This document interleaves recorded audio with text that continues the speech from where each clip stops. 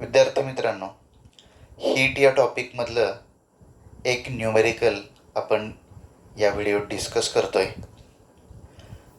इकडं क्वेश्चन लिहिलेला आहे, मी वाचतोय.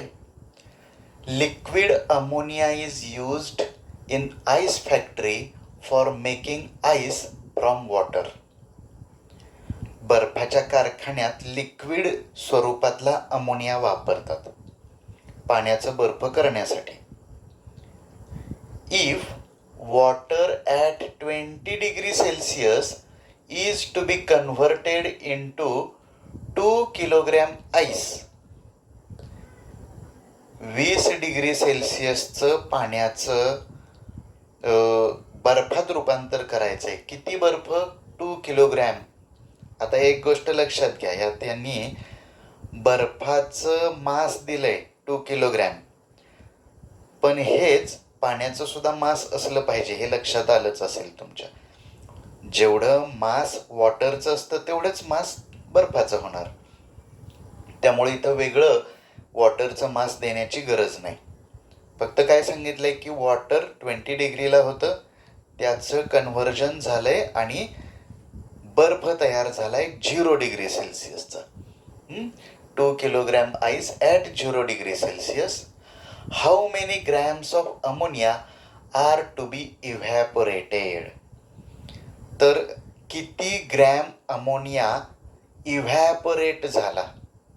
आता एक गोष्ट लक्षात घ्या, अमोनिया कसा होता? लिक्विड स्वरूपात होता, आणि त्याचं इव्हॅपोरेशन केव्हा होईल? त्याच्यात उष्णता आल्यानंतर. म्हणजे अमोनियाला उष्णता मिळायला पाहिजे. लिक्विड अमोनिया हीट ॲब्सॉर्ब जेव्हा करेल तेव्हा त्याचं कन्व्हर्जन व्हेपर अमोनियामध्ये होईल, गॅसियस अमोनियामध्ये होईल. बरोबर. आता हा अमोनिया हीट कुणाकडून घेणार आहे? हा बर्फाचा कारखाना आहे, वॉटरचं आईसमध्ये रूपांतर होणार आहे, म्हणजे वॉटरची हीट आपल्याला काढून घ्यायची आहे.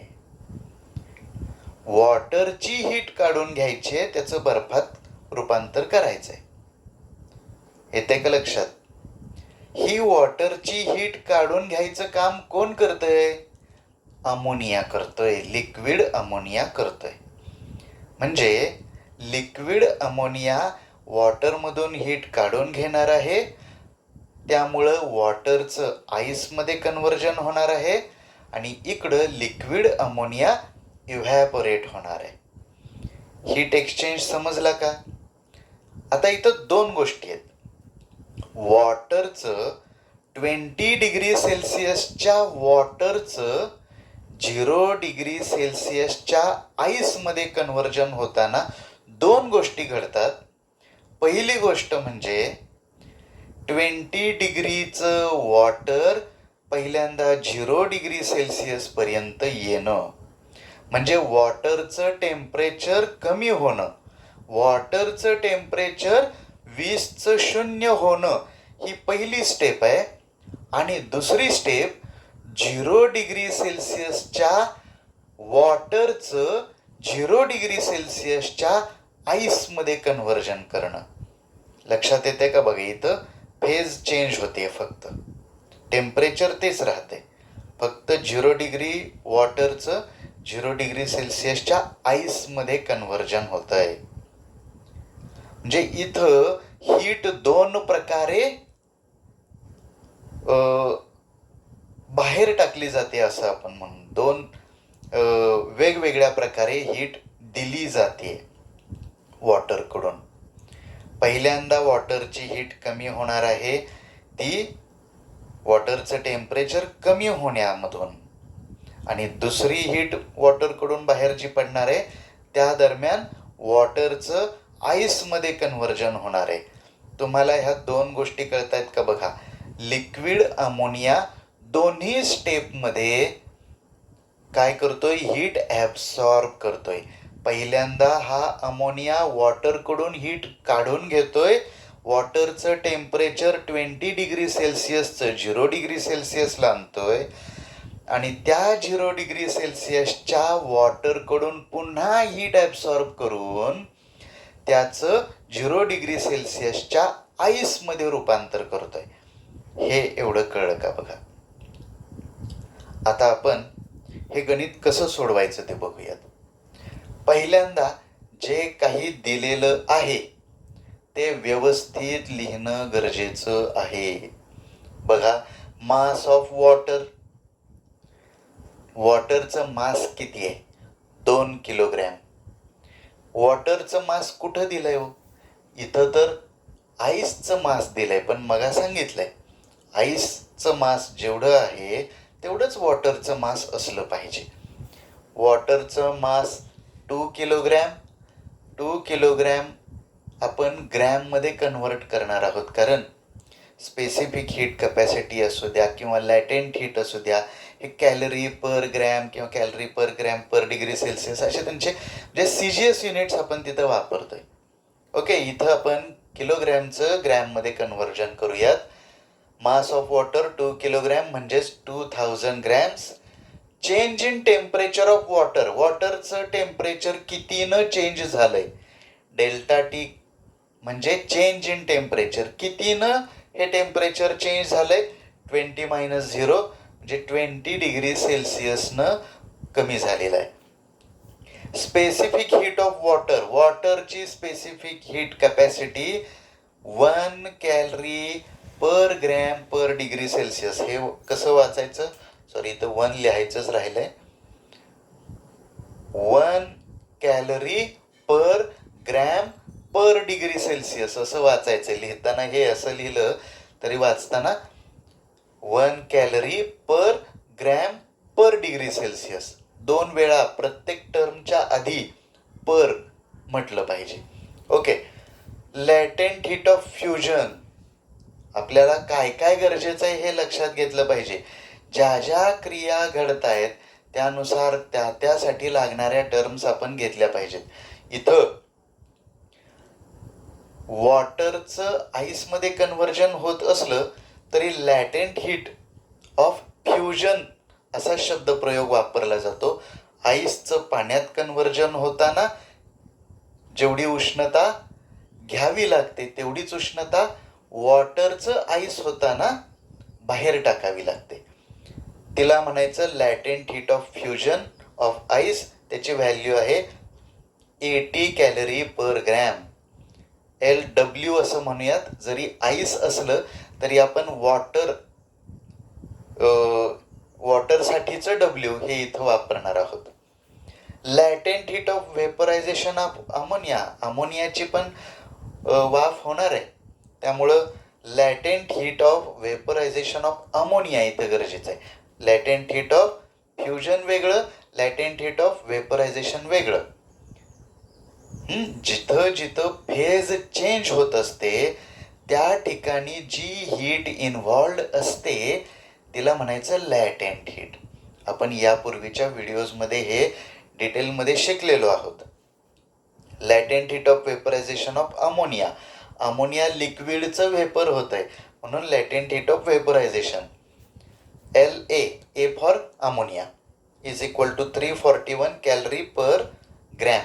ही व्हॅल्यू तुम्हाला गणितामध्ये दिलेली असते, पण तुम्हाला वॉटरच्या जेवढ्या व्हॅल्यू आहेत त्या लक्षात ठेवाव्या लागतील.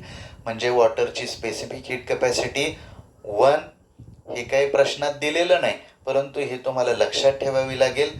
आणि latent heat of fusion of ice ती व्हॅल्यू सुद्धा तुम्हाला लक्षात ठेवावी लागेल, 80 कॅलरी पर ग्रॅम.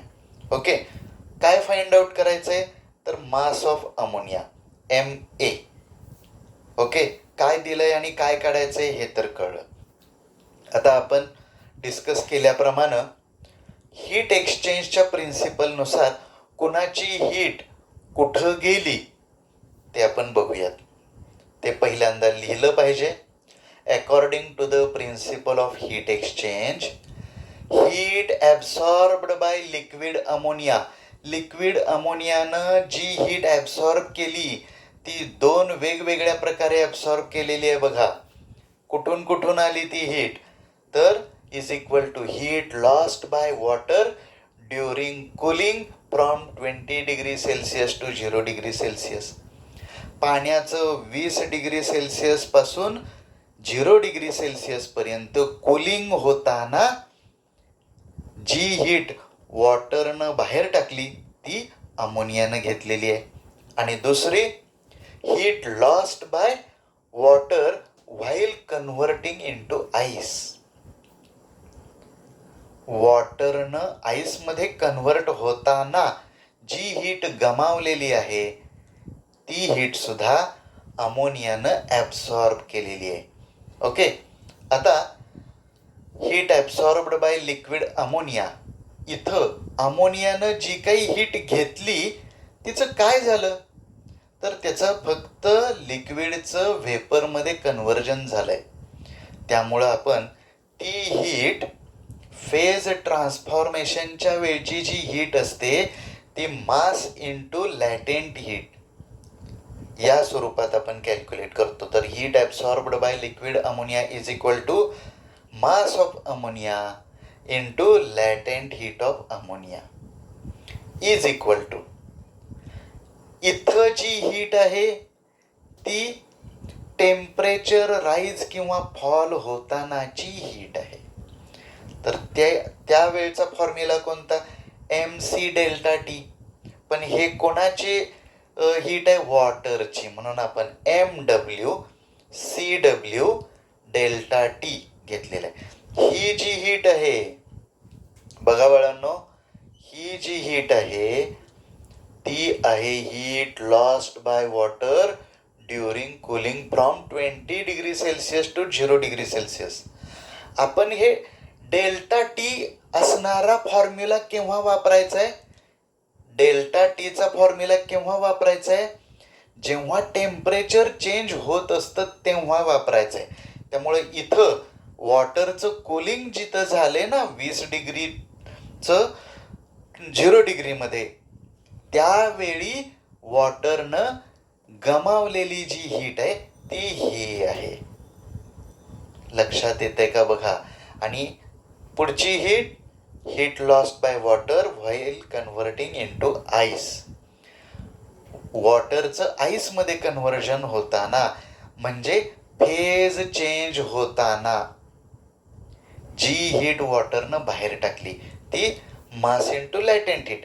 हे बघा, इथला फॉर्म्युला आणि इथला फॉर्म्युला सेम आहे, mass into latent heat, mass into latent heat.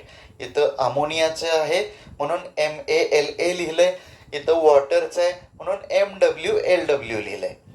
Phase change होत असताना जी हीट दिली किंवा घेतली जाते ती मास इंटू लॅटेंट हीट एवढ्या क्वांटिटीची असते. ओके, हे दोन फॉर्म्युले फक्त ह्या टॉपिकमध्ये आवश्यक आहेत. हे एवढं लक्षात आलं का बघा. आता यानंतर Ma इंटू LA ची व्हॅल्यू आपण पुट करूयात. आम्हाला Ma फाइंड आउट करायचं आहे, त्याची व्हॅल्यू दिलेली नाही, ते तसंच ठेवूया. Into latent heat of vaporization of ammonia 341 value त्यांनी दिलेली आहे. इथं आपण ह्या व्हॅल्यू सगळ्या लिहिलेल्या आहेत, त्या फक्त पुट केलेल्या आहेत बाळांनो. MW mass of water 2000 gram, CW म्हणजे specific heat capacity of water 1, change in temperature 20, त्यानंतर मास MW पुन्हा एकदा मास ऑफ वॉटर 2000, लॅटेंट हीट 80. बघा, किमती बरोबर ठेवलेत का चेक करा. माझं चुकू शकतंय, तुम्ही करेक्ट करू शकताय, तुम्ही शिकताय, त्यामुळं तुमची जबाबदारी जास्त आहे. जे लिहिलंय ते बरोबर आहे का तुम्ही बघायचं आहे बरं का. मास ऑफ अमोनिया हे आपण MA शेवटपर्यंत तसंच कॅरी करणार आहोत. हे इकडचं तसंच राहू द्या. इकडं मी हे 2000 गुणिले 1 गुणिले 20 यांचं उत्तर हे बघा, बे दोने 4 एके 4 आणि हे 3 शून्य आणि 1 शून्य म्हणजे इथं झाले 4 शून्य. त्यानंतर हे 2000 गुणिले 80, बे 28 16 आणि हे 3 आणि 1 4 शून्य, बरोबर आहे का बघा. त्यानंतर हे 4 शून्याला 4 शून्य आणि हे 16 आणि 4 20. कॅल्क्युलेशन मध्ये एक जरी चूक झाली तरी सगळं कष्ट वाया गेलं. त्यामुळे कॅल्क्युलेशन करताना व्यवस्थित कॅल्क्युलेशन करा. पुढं mass of ammonia into 341 is equal to, हे किती आहे, 2 लाख आहेत बघा. देअरफॉर मास ऑफ अमोनिया, आम्हाला ह्याची व्हॅल्यू काढायची आहे. या 341 ला तिकडं पाठवूया, ते तिकडं डिवाइड करेल. 2 लाख डिवायडेड बाय 341. इथपर्यंत आपण आलोय बघा. आता फायनल आन्सर काढायचंय, पण आम्हाला 341 न भागायचं आहे. 341चा पाढा आपल्याला माहित पाहिजे. हा भागाकार तुम्हाला करावाच लागेल आणि तुम्ही लहानपणी ज्या पद्धतीनं शिकला होता त्या पद्धतीनं केलेलं जास्त बरं. काही शॉर्टकट वापरू नका, काही नाही. हे 3 मार्कांचं एक्झाम्पल आहे, त्यामुळे तुम्हाला 9-10 मिनिटं ह्या एक्झाम्पलसाठी मिळणार आहेत. तर तेवढा वेळ आपण देणार आहोत. व्यवस्थित कॅल्क्युलेशन करून उत्तर काढायचंय. कसं कॅल्क्युलेशन करायचं बघा. आता हा क्वेश्चन मी इथं पुसतो, मी तुम्हाला कॅल्क्युलेशन करून दाखवतो. पण हे मला येऊन चालणार नाही, तुम्हाला आलं पाहिजे. अगदी आपल्या ट्रेडिशनल पद्धतीनं, जुन्या पारंपरिक पद्धतीनं भागाकार करूयात. 341 डिवायडेड बाय 2 लाख. हे 341चा पाडा 2000 पर्यंत म्हणायचा आहे. हे बघा, हे 3चा पाडा 20 पर्यंत म्हणल्यावरती काय होईल, 3 सख 18. परंतु आता आपण 6 ह्याला गुणून बघूयात. उत्तर हे अंदाजे आपण डायरेक्ट त्या संख्येपर्यंत पोहोचायचंय. इथं 6चा भाग बसेल किंवा त्याच्यापेक्षा 1 न कमी संख्येचा भाग बसत असतो. लक्षात घ्या, ही पद्धत नीट समजून घ्या, नाहीतर तुम्हाला सरळ 341चा पाढा लिहावा लागेल. मी हे थोडंसं डायरेक्ट करायला लागलो होतो. काय होईल, 6 इकडे जर गुणलं, 3 सख 6 एके 6, 6 चोक 24 ला 4, 2 2, 6 त्रिक 18 आणि 2 20. हे 2000 पेक्षा जास्त होत आहे, म्हणजे तुम्हाला 5चा भाग बसवावा लागेल. हे बघा, हे 5चाच भाग बसवूयात. मग 5 न इकडं गुणूयात. 5 एके 5, 5 चोक 20 ला 0, हातच्याले 2, 5 त्रिक 15 आणि 2 17. हे बघा, याच्यातून हे वजा करू. 10तून 5 गेले 5, हातचे परत. 10तून 1 गेले 9, हातचे परत. हे झाले 18. 20 18 गेले, 2 राहिले. 295 वरून घेतला 1 0. हा 0 आपण घेऊयात खाली. आता 3चा पाढा आपल्याला 29 पर्यंत म्हणायचा आहे. म्हणजे कितीपर्यंत जाईल बघा. 3 9 27 होतं, पण प्रत्येक वेळी 9चा भाग बसेल किंवा त्याच्यापेक्षा 1 न आधीची संख्या येत असते. हे लक्षात ठेवा. कितीचा भाग बसेल हे कसं कन्फर्म करायचं. हे बघा, या 3चा पाढा तुम्ही 29 पर्यंत म्हटला, 3 9 27 येतं. पण जर इथं तुम्ही 9 घेतलं तर 9 न याला गुणून बघा, काय येईल. 9 एके 9. इकडं मी कच्चं लिहितो, ह्याच्यापेक्षा मोठी संख्या आली तर आपल्याला कॅन्सल करावी लागेल. 9 एके 9, 9 चोक 36 ला 6, हातच्याले 3, 9 त्रिक 27 आणि 3. बाळांनो, हे पुढं जातंय. याच्यापेक्षा म्हणजे 9चा भाग नाही, 8चा भाग बसणार आहे. कळतंय का. ह्याच्यापेक्षा सोपं म्हणजे मग 341चा पाढा बनवायचा आणि पटपट करायचं. चला, 8चा भाग जर बसत असेल तर इथं आपण काय करत असतो, 8 न याला गुणून उत्तर खाली लिहित असतो. लिहूयात. 8 एक्के 8, 8 चौक 32, हातच्याले 3, 8 त्रिक 24 आणि 3 27. वजा करूयात. 10तून 8 गेले 2, हातच्याले 1, 5तून 3 गेले 2, 9तून 7 गेले 2, हे 0. बरोबर आहे का बघा. कॅल्क्युलेशनमध्ये मी सुद्धा चुकू शकतोय बरं का. आता वरून हा 0 घेऊया. आता 3चा पाढा तुम्ही 22 पर्यंत म्हणा. इथं सुद्धा 3 7 21, 7चा भाग बसतो किंवा 6चा बसत असतो. यासाठी तुम्ही आधी 7ने गुणून बघा. 7 त्रिक 21, हे 2100 होतील. पण 7 चौक 28 म्हणल्यावरती ते 280 वाढतील आणि हे पुढं जाईल उत्तर याच्यापेक्षा. त्यामुळं 7च्या ऐवजी आपण 6चा भाग बसवूया. 6ने इकडं गुणायचं. 6 एक्के 6, 6 चौक 24ला 4, हातच्याले 2, 6 त्रिक 18 आणि 2 20. वजाबाकी करूया. 4, इथं 12तनं 5 गेले 7, हातचे परत 22 मधनं 21 गेले 1 राहिले बघा. आता इथले 0 संपलेले आहेत. त्यामुळे आपल्याला इथं पॉइंट द्यावा लागेल. पॉइंट कडून आपण किती पण 0 उसने घेऊ शकतोय. हे बघा, 1 0 आपण वाढवला पॉइंटचा. आता 1740 पर्यंत आपल्याला जायचंय. 17 पर्यंत 3चा पाढा म्हणा. 3 5 15, 5 किंवा 4चा भाग बसणार. आपण आधी 5चा भाग बसतोय का कन्फर्म करूयात. 5ने गुणूयात. इथं 341ला 341 गुणिले 5, 5 एक्के 5, 5 चौक 20ला 0, हातच्याले 2, 5 त्रिक 15 आणि 2 17. हे बघा, याच्यापेक्षा लहान संख्या मिळाली म्हणजे 5चाच भाग बसतोय. वजाबाकी किती येते. हे 10तून 5 गेले 5, हातचे परत 4तून 1 गेले 3, 17तून 17 गेले 0. आता हे 35 राहिले. पुन्हा दशकाचा 1 0 वाढवूया. 2 दशांश स्थळापर्यंत उत्तर काढणं अपेक्षित आहे. त्यामुळं आपण असं करतोय. हे 350 आहेत, हे 341 आहेत. 341 एक्के 341. किती येत आहेत बघा. 9 बाकी उरणार.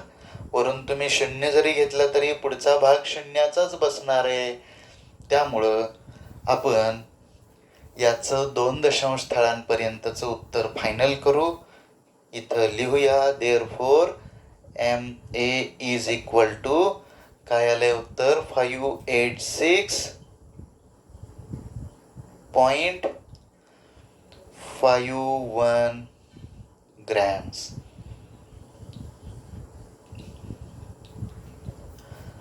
बाळांनो, उत्तर लिहिताना शेवटी पूर्ण वाक्यात उत्तर लिहायला विसरू नका. इथं आता जागा शिल्लक नाही म्हणून मी लिहित नाही, परंतु तुम्ही हे एक्झाम्पल लिहून घेतल्यानंतर खाली पूर्ण वाक्यात उत्तर लिहा. Number of grams of liquid ammonia required are. ठीक आहे, एवढे ग्रॅम्स लिक्विड अमोनिया इतके ग्रॅम्स घ्यावा लागेल त्या पाण्याचं बर्फात रूपांतर करण्यासाठी. ओके, समजलं का. ठीक आहे.